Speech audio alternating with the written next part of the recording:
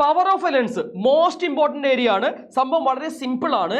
Reciprocal അത് focal length ആണ് അല്ലേ? നമുക്കറിയാം equation power is equal to 1/f എന്നാണ്. നമുക്ക് എല്ലാവർക്കും അറിയാവുന്ന കാര്യമാണ്.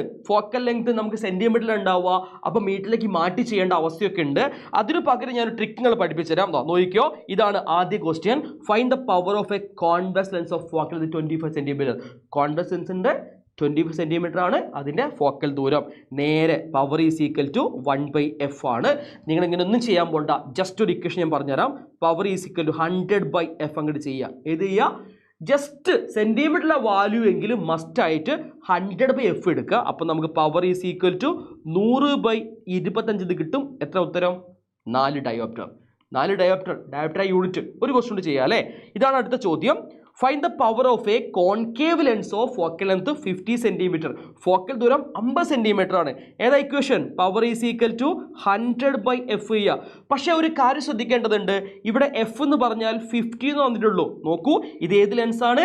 കോൺകേവ് ലെൻസ് ആണ്. നിങ്ങൾ പഠിച്ചു വെക്കുക, കോൺകേവ് ലെൻസിന്റെ ഫോക്കൽ ദൂരം എപ്പോഴും എന്തായിരിക്കും? നെഗറ്റീവ് ആയിരിക്കും. അപ്പം നമ്മൾ എന്ത് കൊടുക്കണം? മൈനസ് കൊടുക്കണം. സോ -f ആണ് വരിക. So power is equal to 100/-50 ആണ് വരിക. ഉത്തരം എത്ര കിട്ടുന്നു? -2 ഡയോപ്റ്റർ.